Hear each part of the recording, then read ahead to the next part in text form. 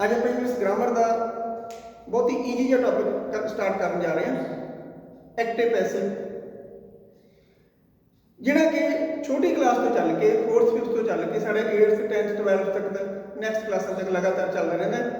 पर जे असीं कुछ मिनटों के विच ही ध्यान नाल समझ लईए तो नैक्सट क्लास में सानूं वारी वारी समझने की जरूरत नहीं पैनी।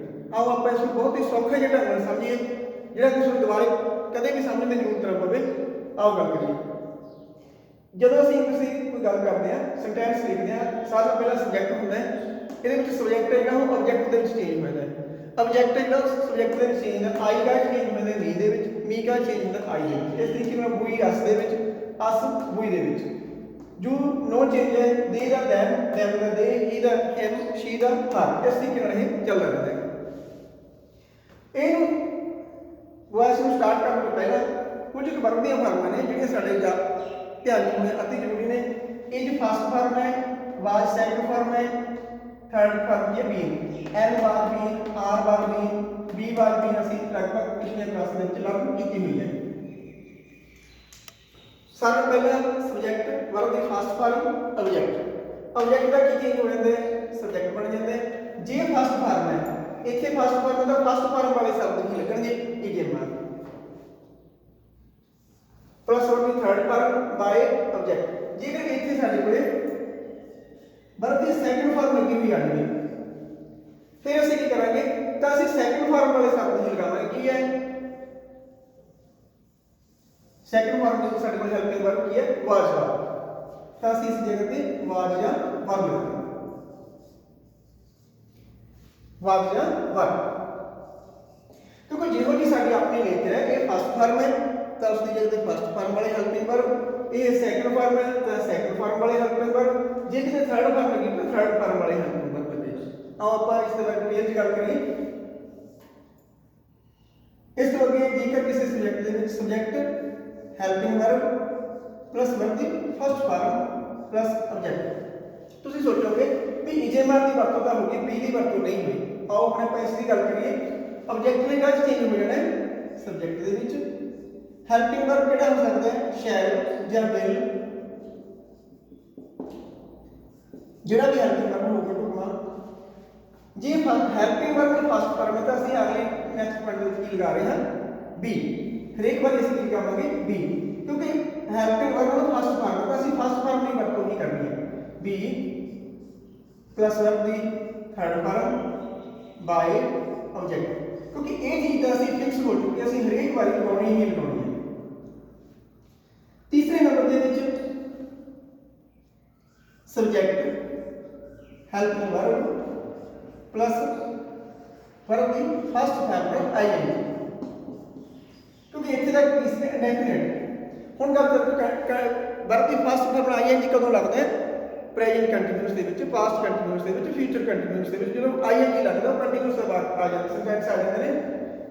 इन्हां चीज़ां नूं किवें बनना ऑब्जेक्ट दा सब्जेक्ट हेल्पिंग वर्ब जिहड़ा भी होएगा वो उस तरह ही लग जाएगा नाल हेल्पिंग वर्ब के नाल प्लस वर्ब की फर्स्ट फॉर्म होवे तो असं किस चीज़ की वरतों करते हैं बी की। जे हेल्पिंग वर्ब की फर्स्ट फॉर्म होवे तो असं काहदी वरतों करते हैं बी। हुण इस नाल एक्स्ट्रा की लग्या होया है एक्स्ट्रा दे नाल लग्या होया है इंग ओही इंग असं नाल अटैच करते हैं बीइंग प्लस वर्ब की third form by object. Fourth number subject helping verb plus verb की थर्ड फॉर्म। तुसीं कहते होवोगे भी वर्ब की फर्स्ट फॉर्म ने इसे वरतों कर लिया सेकंड फॉर्म ने वरतों कर लिया तो इसकी वरतों करोगे इसकी वरतों हुण करांगे क्योंकि हुण हेल्पिंग वर्ब में किहड़ी फॉर्म लग गई थर्ड फॉर्म लग चुकी। आओ आप इसकी वरतों करिए ऑब्जेक्ट दा सब्जेक्ट हेल्पिंग वर्ब जे वर्ब की थर्ड फॉर्म तो असं की करेंगे बीइंग सब प्लस वर्ब की थर्ड फॉर्म बाय ऑब्जेक्ट। इस दे नाल कि अपने टेंस दे नाल संबंधित रूल ने वो इत्थे तक ही समाप्त हो जाते हैं। इस दे नाल हुण आपां गल करें इसकी एग्जांपल्स ताकि आपां चंगे तरीके नाल समझ लग जाए।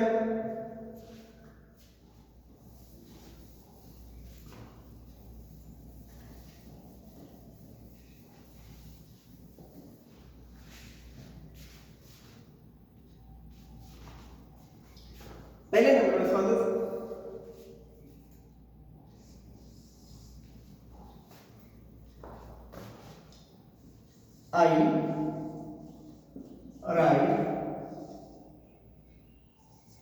A story, I right a story. Verb तो पीछे की पे है, ऑब्जेक्ट की पे है ए स्टोरी। ए स्टोरी की आ जाना अगे आ जाना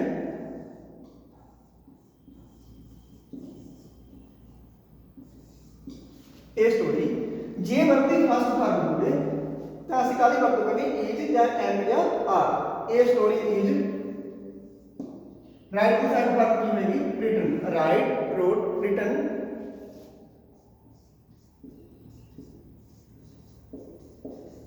ए story is written by, I का पीछे जाके बन जाएगा मी। जी फिर यही वर्ब की फॉर्म राइट की जगह की लिखी हुई होगी रोट। जे वर्ब की सेकंड फॉर्म होगी फिर अपन क्या काली वरतों करेंगे वाज या वर दी। बाकी सारा सेंटेंस उसी तरीके में बनेगा। A story second answer.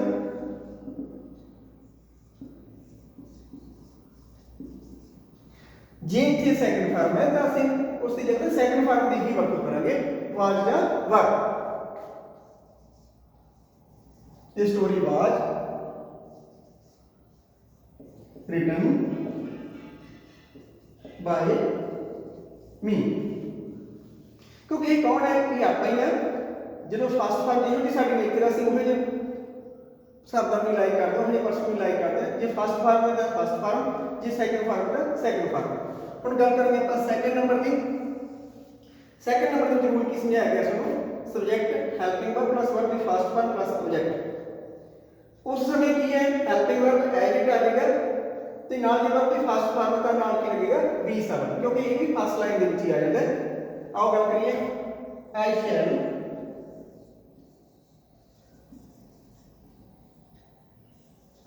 sing a song, I shall sing a song। A song की है ऑब्जेक्ट को दिया जाएगा। शैल की वरतों आमतौर पर ਅਸੀਂ फस्ट परसन के नाल करते हैं, सैकंड परसन सैकंड या थर्ड परसन के लिए ਅਸੀਂ ਗੱਲ करते हैं विल की वरतों। छोटी क्लास के अकॉर्डिंगली ए सॉन्ग विल, इसके नाल की फॉर्म है फस्ट फॉर्म। फस्ट फॉर्म नाल लगन करके ਅਸੀਂ ਕਾਹਦੀ ਵਰਤੋਂ करेंगे बी ਦੀ। A song will be. Sing की थर्ड फॉर्म की है सिंग, सैंग, संग बाय आई ऑप्शन की बन गया मी। इस तरह कोई भी हेल्पिंग वर्ब आ जाए जिसके नाल वर्ब की फस्ट फॉर्म हो तो दोबारा वापस उसके नाल की लगाएंगे बी सब। हम गल करेंगे अपन थर्ड फॉर्म की, सॉरी थर्ड नंबर की, जिसने लिखा है subject plus helping verb plus verb की first form I N G होवे या ऑब्जेक्ट होवे। फिर ਅਸੀਂ ਕਿਵੇਂ ਬਣਾਵਾਂਗੇ ਉਸ ਬਾਤ ਨੂੰ।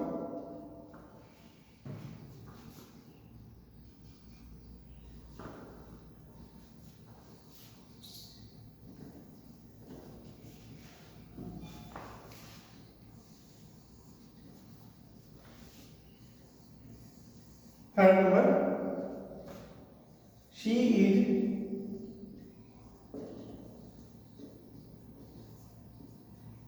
singing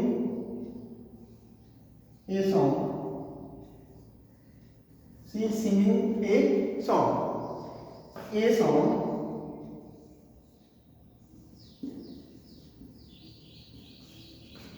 is फर्स्ट फॉर्म में इस करके क्या करेंगे बी नाल के फर्स्ट फॉर्म में क्या लगेगी आईएनजी, वही आईएनजी करके ਅਸੀਂ ਇਸ ਦੇ ਨਾਲ लगा देंगे a song is being sing third form sung by she का विषय की बन गया हाँ। थर्ड नंबर का हो चुकी है अपना। इसमें फोर्थ नंबर के विच की है जी subject plus helping verb, subject plus helping verb plus verb की थर्ड फॉर्म लगी हुई होगी। फिर अपन किस तरीके वाक्य कवर करेंगे।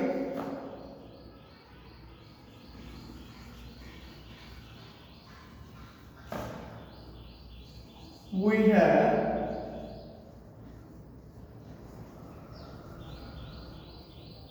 won the match। We have won the match। We have won the match। ਅਸੀਂ मैच जीत लिया। द मैच सब पीछे ये अगे आ जाएगा द मैच हैज या हैव सिंगुलर ते प्लूरल के अनुसार रखना है। द मैच हैज जी नाल थर्ड फॉर्म लगी हुई हो फिर अपन काली वरतों करनी है, बीन शब्द की वरतों करनी है। The match has been won by us।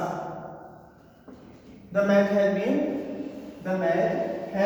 won by us।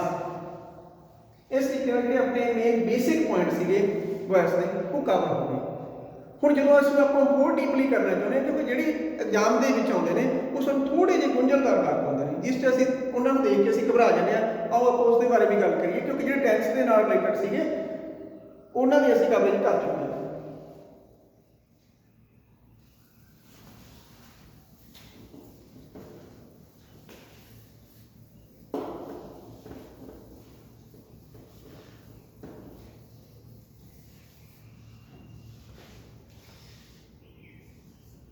Fifth number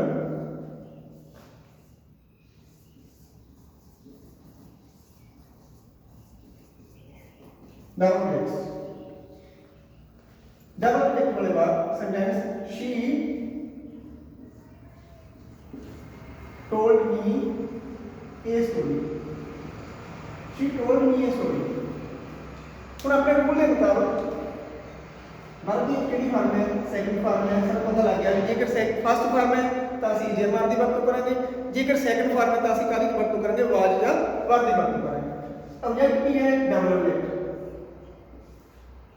एक साडा मन कहते कि असं मी नूं अगे ले आइए, मी दे नाल सेंटेंस नूं कवर करिए। दूसरा मन कहते कि असं ए स्टोरी नाल बनाइए, बाणे बात दोनों दे नाल ही जाएगा पर सौखा तुहाडे नूं किहड़े नाल लगेगा, फर्स्ट ऑब्जेक्ट। आओ पहला फर्स्ट ऑब्जेक्ट का बनाइए क्योंकि she told me a story जो सी को कवर करते हैं पहला ये होगा बात करके इसलिए इसमें कवर करेंगे तो मी अगे आगे की बन गया आई। टोल्ड की second form, told second form इस करके अपन की करेंगे वाज। थर्ड फॉर्म की होगी है टोल्ड दी थर्ड फॉर्म टोल्ड है आई वाज टोल्ड। जिवें अपन कोई रो दे विच कढिया अपने जो कोई पर्सन इधर जाऊगा असं नाल नाल स्टेप पढ़ते हैं असं अगे होने इस तरीके ए स्टोरी जिहड़ा हो अगे हो गया I was told a story by she का पिछला की बन गया me, सॉरी she का पिछला की बन गया her। ਹੁਣ ਇਹਦਾ ਸੈਕੰਡ ਆਨਸਰ ਕੀ ਬਣੇਗਾ ਜੇਕਰ ਅਸੀਂ ਤਾਂ ਜੀ a ਸਟੋਰੀ ਨਾਲ ਬਣਾਉਣਾ ਚਾਹੁੰਦੇ ਹਾਂ ਫਿਰ ਕੀ ਹੋਏਗਾ a ਸਟੋਰੀ ਬਾਅਦ a ਸਟੋਰੀ ਦੇ ਨਾਲ ਕੀ ਜਾਵੇਗਾ told second form में इसका क्या लगेगी was, ये story was told third form. ਹੁਣ मी लगाना है, मी लगाने तो पहला बाय की वरतों नहीं होगी जो कोई डबल ऑब्जेक्ट होता है तो कोई प्रेपोजिशन लगेगी। प्रेपोजिशन की लगेगी in, into, for, from, with, of. वो ਵੱਖੋ ਵੱਖਰੀਆਂ प्रेपोजिशन जेकर ਅਸੀਂ प्रेपोजिशन ਦੇ ਬਾਰੇ ਡੀਪਲੀ ਜਾਣਕਾਰੀ ਰੱਖਦੇ ਹਾਂ ਤਾਂ ਸਾਨੂੰ ਡਬਲ ऑब्जेक्ट वाला सेंटेंस ਅਸੀਂ ਪਿਛਲੇ ऑब्जेक्ट ਦੇ ਨਾਲ ਵੀ ਬਣਾ ਸਕਦੇ ਹਾਂ। पर हम इतने प्रपोजिशन का वरतों होनी है ये story was told to me by her. Preposition के बारे जानकारी लेने लई इस तो पहला आप एक वीडियो प्रपोजिशन के बारे बना चुके हैं किहड़ी प्रपोजिशन कित्थे लगदी है तो तुसीं उस नूं देख सकते हो ताकि तुहानूं डीपली जानकारी हो जाए कि इहो जिहे सेंटेंस तुसीं सही ढंग नाल बना सको। दोवें आंसर सही ने पर तुहाडे लई जिहदी रिस्क घट है वो ये आंसर है।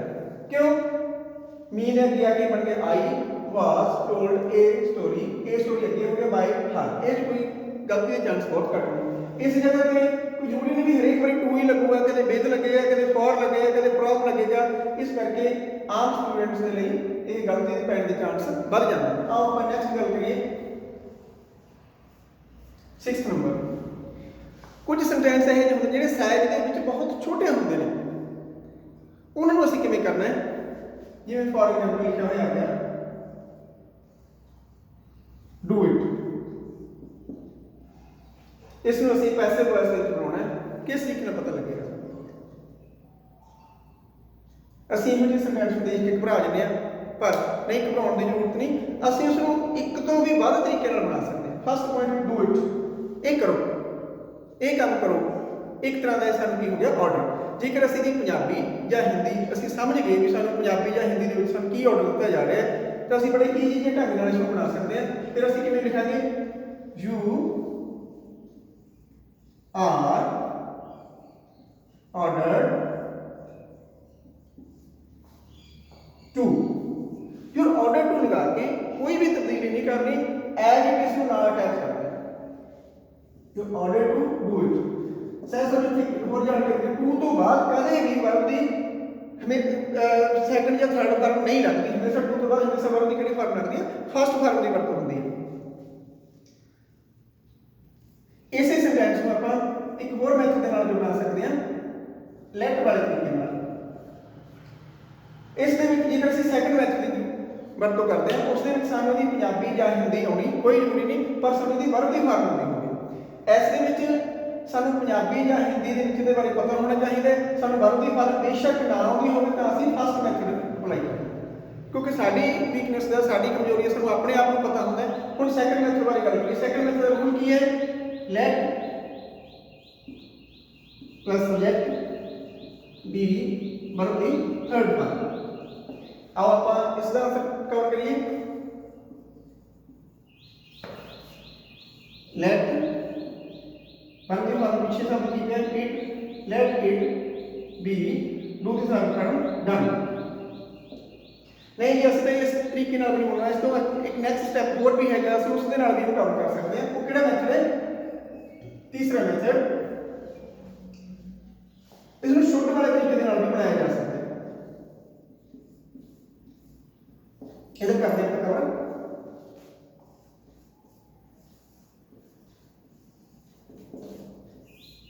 शुड इसको किवें करेंगे? क्या रूल की है? सब्जेक्ट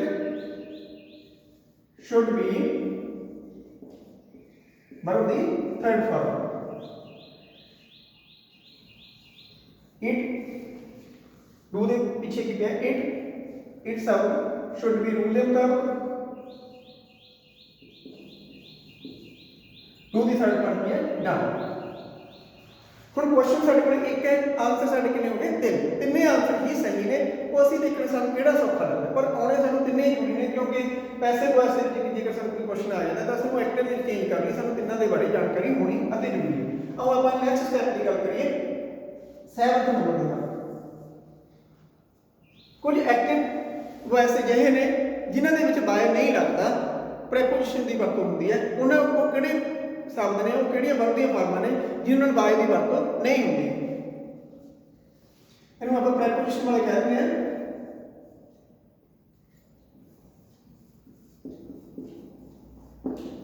जिवें नोन, नोन तो बाद कदे भी असीं वरतों करनी है तो नोन तो बाद हमेशा टू लगेगा। सरप्राइज तो बाद हमेशा एट लगेगा।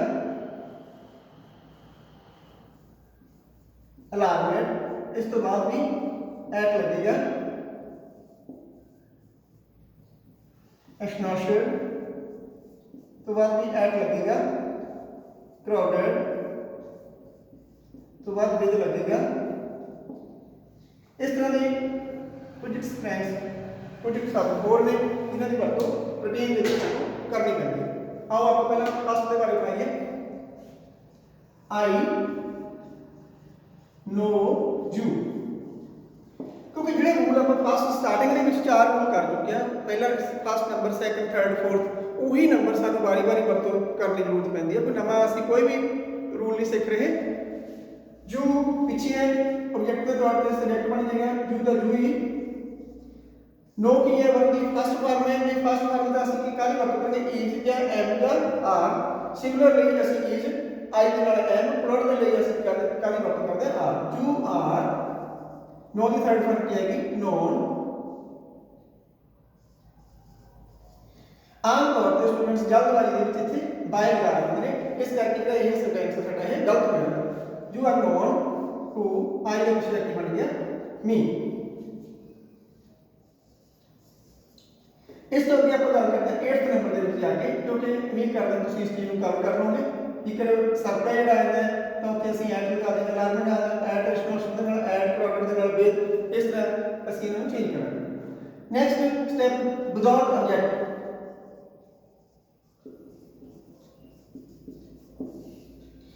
कुछ सेंटेंस अजिहे होंगे जिन्हां दे पिछे ऑब्जेक्ट नहीं होंदा, वो ऑब्जेक्ट असीं अपनी मर्जी दे नाल आप लगाउणा हुंदा है।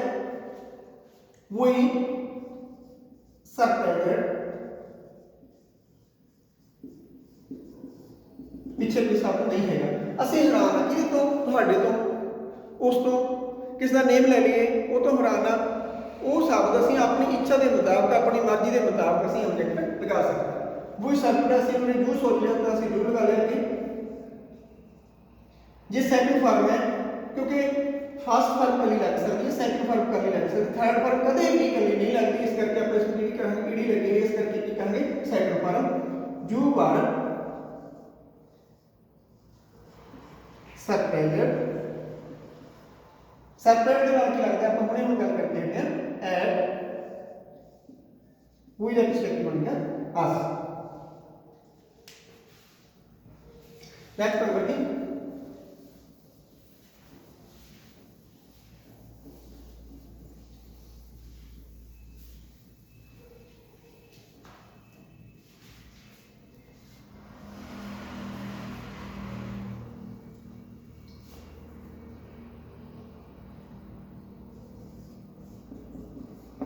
It is time. छोटी क्लास में लेके कुछ सामने सेंटेंस जी इट इज टाइम वाले वाक आ जाते हैं, सेंटेंस आ जाते हैं, उन्होंने असीं किस तरह उन्होंने तो वखरा मैथड है, थोड़ा जा उन्होंने समझने की कोशिश करो। It is time to take tea. इन्हें सेंटेंस को आप किमें कवर करना है। पहले का रूल की है, इट इज टाइम फॉर, फिर सब्जेक्ट, फिर to be verb the third form, ये रूल है। इट इज टाइम फिर फॉर फिर सब्जेक्ट फिर to be verb the third form. क्योंकि पहला जो गल करके टू तो बाद हमेशा ही वर्ब दी फर्स्ट फॉर्म लगती है, वर्ब दी फॉर्म एक तो बाद रख सकते हैं एक सेंटेंस के विच। इट इज टाइम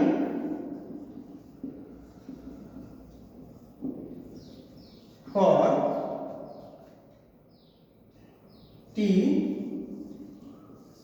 ऑब्जेक्ट की है टी, इतने आगे tea, to be verb the third form take, take the third form की है टेकन। इस तरह के होर भी सेंटेंस बहुत नहीं। It's time, it is time to close the shop, it is time to open the shop, it is time to go the school. वो सारे सेंटेंस में अपने स्टाइल बना सकते हैं। इस तरह नेक्स्ट गल करते हैं आप इंटैरोगेटिव वाक। जो इंटैरोगेटिव सेंटेंस ने तकरीबन असीं उहदे विच बहुत स्टूडेंट्स ने जिहड़े गलती करते हैं। की गलती पैंदी है, पहले आप सिंपल जी वाक बनावांगे, इस तो बाद थोड़ा जिहा टफ समझने की कोशिश करेंगे। Simple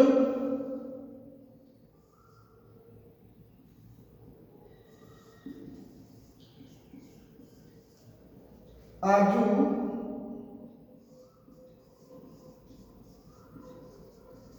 teaching English,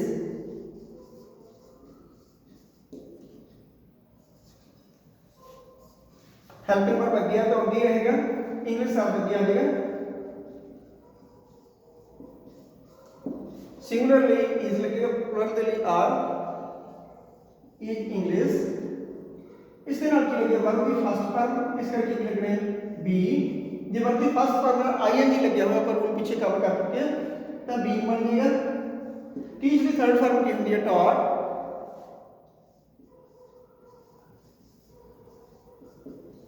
bye you.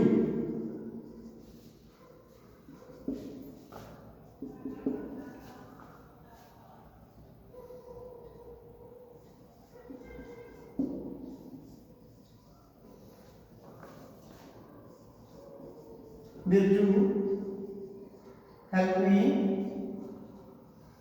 असली लिखेंगे क्योंकि आई तो कोई ना शैल लगता, बाकी ना की लगता विल। मीना को की बनेगा आई, इस करके आप लिखेंगे शैल आई। फर्स्ट वर्ब लगी हुई सी हेल्पिंग वर्ब, फर्स्ट वर्ब इस करके की लगाओगे बी। वर्ब की थर्ड वर्ब की होती है हेल्प दी, हेल्पर।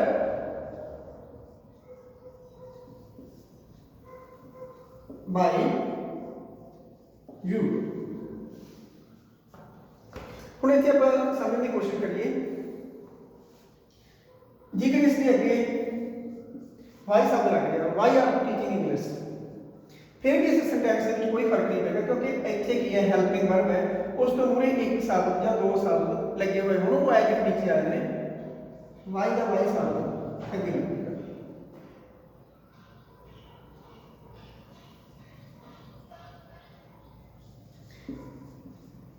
मान लो वट आ गया, where, when, why, who, whom, कोई भी शब्द अगे लगे वो एज हुण एक जो भी हेल्पिंग वर्ब किथे इत्थे, इस करके व्हेन का व्हेन शब्द इसी तरह ही अगे आ गया। When shall I be helped by you, sentence में कोई अंत नहीं है, एज इट उस तरीके में बन जाएगा।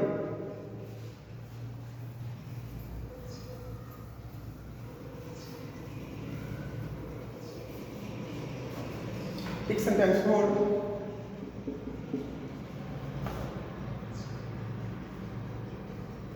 who teaches you English, who teaches you English, who ਦਾ ਹਰ ਇੱਕ ਵਾਰੀ ਕੀ ਹੁੰਦਾ, who ਦੇ ਜਿਹੜਾ ਪਿੱਛੇ ਜਾ ਕੇ by whom ਲੱਗਣਾ, ਉਹ ਇੱਥੇ ਹੀ ਲੱਗ ਜਾਣਾ, by whom ਪਿੱਛੇ ਜਾਣ ਦਿੰਦੇ ਹੈ, ਸਟਾਰਟਿੰਗ ਦੇ ਵਿੱਚ ਹੀ ਲੱਗਦਾ by whom। ਹੁਣ ਸ਼ਬਦ ਅਸੀਂ ਇੱਥੇ ਫੇਰ ਸਾਡੇ ਕੋਲ ਡਬਲ ਚੈੱਕ ਕਰਨੀ ਹੈ, ਅਸੀਂ ਕਿਹੜਾ ਸ਼ਬਦ ਚੱਕਣਾ ਹੈ, ਅਸੀਂ ਜਿਹੜਾ ਸ਼ਬਦ ਪਹਿਲਾਂ ਆ ਚੁੱਕੇ, ਜਿਵੇਂ ਆਪਾਂ ਕੋਈ ਰੋ ਦੇ ਵਿੱਚ ਤਰਤੀਬ ਦੇ ਵਿੱਚ ਕੋਈ ਸਟੂਡੈਂਟਸ ਖੜੇ, ਅਸੀਂ ਟਰਮ ਬਾਈ ਟਰਮ ਅਸੀਂ ਚੀਜ਼ ਨੂੰ ਉਸਨੂੰ ਡਿਵਾਈਡ ਕਰ ਰਹੇ ਸੀ, ਕੋਈ ਪਾਰਸ਼ੀਅਲਿਟੀ ਨਹੀਂ ਕਰ ਰਹੇ। ਇਸ ਤਰ੍ਹਾਂ ਇੱਥੇ ਕਿਸੇ ਕੋਈ ਪਾਰਸ਼ੀਅਲਿਟੀ ਨਹੀਂ ਕਰਨੀ, ਜਿਸ ਦਾ ਜਿਹੜਾ ਸਬਜੈਕਟ ਪਹਿਲਾਂ ਆ ਗਿਆ ਸੀ ਉਸਨੂੰ ਪਹਿਲਾਂ ਹੀ ਲੈਣੇ, ਬਾਈ whom are you teach the third form taught English।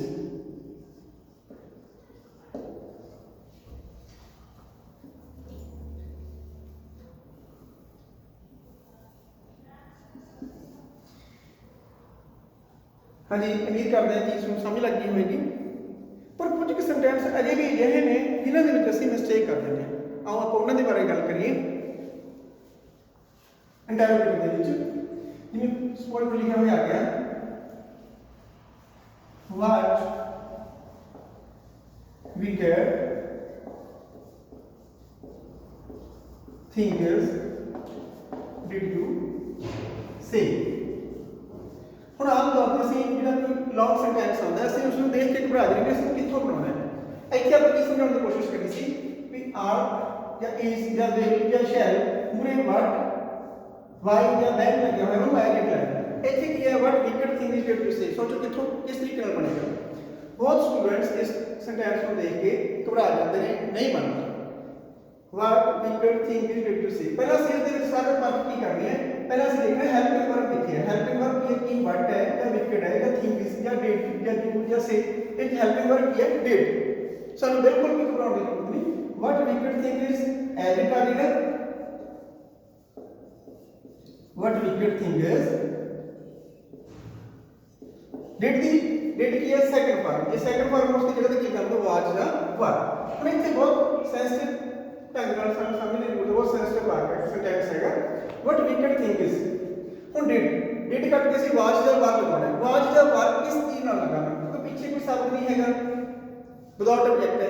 Simple sentence ਹੁੰਦਾ ਤਾਂ ਅਸੀਂ ਆਪਣੇ ਕੋਲ ऑब्जेक्ट ਲਗਾ ਸਕਦੇ ਸੀ, ਉਸ ਦੇ ਮੁਤਾਬਕ वाज ਜਾਂ वर्ब ਦਾ ਡਿਸੀਜਨ ਲੈ ਸਕਦੇ ਸੀ। ਫਿਰ ਅਸੀਂ ਡਿਸੀਜਨ ਕਿਸ ਤਰੀਕੇ ਨਾਲ ਲਵਾਂਗੇ, ਉਸ ਦਾ ਡਿਸੀਜਨ ਅਸੀਂ ਇਸ ਚੀਜ਼ ਦੇ ਉੱਪਰ ਡਿਪੈਂਡ ਕਰਦਾ ਕਿ ਉਸ ਤੋਂ ਅੱਗੇ ਸ਼ਬਦ ਤੇ ਹੈਗਾ थिंग इज। ਜੇ थिंग शब्द ਹੁੰਦਾ ਤਾਂ ਅਸੀਂ ਸਿੰਗੂਲਰ ਸੋਚ ਲੈਣਾ ਸੀ, ਜੇ थिंग इज शब्द ਹੁੰਦਾ ਕੀ ਸੋਚਣਾ, प्लूरल सोचना है what wicked thing is verb. ਅਸੀਂ ਆਪਣੇ ਕੋਲ ਸਬਜੈਕਟ ਦੇ ਵਿੱਚ ਨਹੀਂ ਲਗਾਉਣਾ, ਕਿਉਂਕਿ ਵਿਦਾਊਟ ਆਬਜੈਕਟ ਸਿੰਪਲ ਬਾਤ ਹੈ, ਅਸੀਂ ਉਹਦੇ ਵਿੱਚ ਆਬਜੈਕਟ ਆਪਣੇ ਕੋਲ ਲਗਾ ਸਕਦੇ ਹਾਂ, ਪਰ ਇੱਥੇ ਨਹੀਂ ਲਗਾ ਸਕਦੇ, ਇੰਟਰੋਗੇਟਿਵ ਦੇ ਵਿੱਚ ਨਹੀਂ ਲਗਾ ਸਕਦੇ। ਬਟ ਵਿਕਟ ਥਿੰਗਸ ਬਾਰ ਸੇਮ ਥਰਡ ਫਰਮ ਕੀ ਹੈ, ਸੈਡ ਬਾय ਯੂ। ਇਹੋ ਜਿਹੇ ਇੱਕ ਸੈਂਟੈਂਸ ਹੋਰ,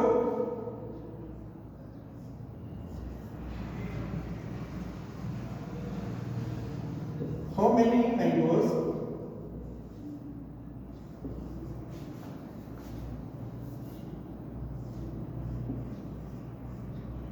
does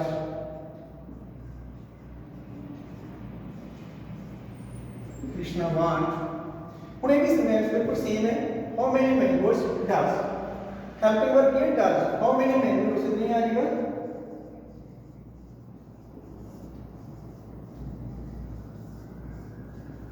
डज की है फर्स्ट फॉर्म, इस करके अपन लिखा हुआ इज या एम या are, how many mangoes are. हुन इस दे पीछे इज लगाना है या एम लगाना है या आर लगाना, फिर वो डिसीजन पेंडिंग है साडा। पीछे कोई ऑब्जेक्ट नहीं हैगा, फिर ਅਸੀਂ डिसीजन कित्थों लेना मैंगोज ਦਾ। ਜੇ ਸਿੰਗੂਲਰ ਹੁੰਦਾ ਤਾਂ ਅਸੀਂ ਇਜ਼ ਲਗਾਉਣਾ ਸੀ, ਪਲੂਰਲ ਤਾਂ ਅਸੀਂ ਆਰ ਲਗਾਉਣਾ।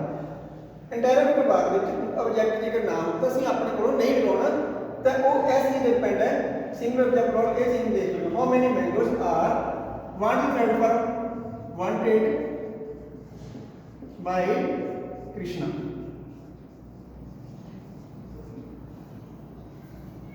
ਹੁਣ ਆਪਣਾ ਨੈਕਸਟ ਟੌਪਿਕ ਇਸ ਦੇ ਵਿੱਚ ਹੀ ਲਾਸਟ ਪੁਆਇੰਟ ਰਹਿ ਗਿਆ, ਜੇ ਪੈਸਿਵ ਵੌਇਸ ਤੋਂ ਸਾਨੂੰ ਐਕਟਿਵ ਵੌਇਸ ਬਣਾਉਣਾ ਪੈ ਜਾਏ ਤਾਂ ਸਾਨੂੰ ਪਤਾ ਕਿਵੇਂ ਲੱਗੇਗਾ ਪੈਸਿਵ ਵੌਇਸ ਦੇ ਵਿੱਚ ਬਣਿਆ ਹੋਇਆ ਸੈਂਟੈਂਸ ਉਹਦੀ ਪਹਿਚਾਣ ਕੀ ਹੋਏਗੀ, ਉਹਦੇ ਬਾਰੇ ਗੱਲ ਕਰਦੇ ਹਾਂ।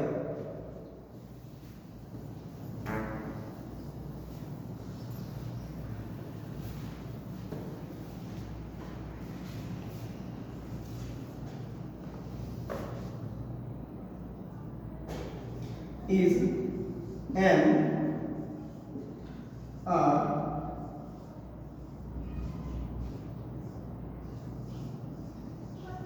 was were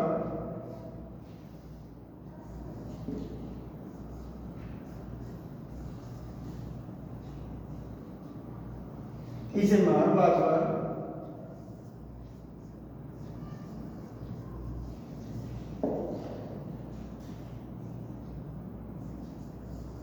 has have been। किसी भी हेल्पिंग वर्ब के नाल जेकर बी शब्द लगे हुए तो वाक्य बने हुए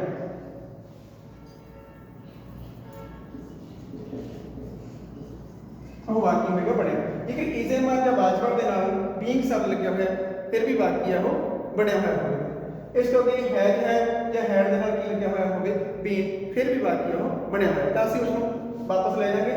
बीन है तो दोबारा वापस में ਅਸੀਂ ਇਸ ਦੇ ਨਾਲ ਕੀ ਲਾਵਾਂਗੇ थर्ड फॉर्म, बीइंग है तो ਅਸੀਂ दोबारा वापस में ਇਸ ਦੇ ਨਾਲ ਕੀ ਲਗਾਵਾਂਗੇ वर्ब ਦੀ फर्स्ट फॉर्म ਨਾਲ आईएनजी। ਜੇ बी ਲੱਗਿਆ ਤਾਂ ਅਸੀਂ ਹੈਲਪਿੰਗ वर्ब ਦੇ ਨਾਲ ਕੀ ਲਗਾਵਾਂਗੇ फर्स्ट फॉर्म। उस तरीके ਨਾਲ ਅਸੀਂ ਉਹਨੂੰ ਐਕਟਿਵ ਵੌਇਸ ਦੇ ਵਿੱਚ ਚੇਂਜ ਕਰ ਦਾਂਗੇ। ਉਮੀਦ ਕਰਦਾ ਤੁਹਾਨੂੰ ਇਹ ਟੌਪਿਕ ਬਹੁਤ ਚੰਗੇ ਤਰੀਕੇ ਨਾਲ ਸਮਝ ਲੱਗ ਗਿਆ ਹੋਵੇਗਾ। ਫਿਰ ਵੀ ਕਿਸੇ ਦਾ ਕੋਈ ਕੁਐਸਚਨ ਹੋਇਆ ਜਾਂ ਇਨਕੁਆਇਰੀ ਹੋਈ ਤਾਂ ਤੁਸੀਂ ਮੈਨੂੰ WhatsApp ਦੇ ਜ਼ਰੀਏ ਜਾਂ ਮੇਲ ਦੇ ਜ਼ਰੀਏ ਤਾਂ ਤੁਸੀਂ ਕਿਸੇ ਵੀ ਸਮੇਂ ਪੁੱਛ ਸਕਦੇ ਹੋ। Thank you.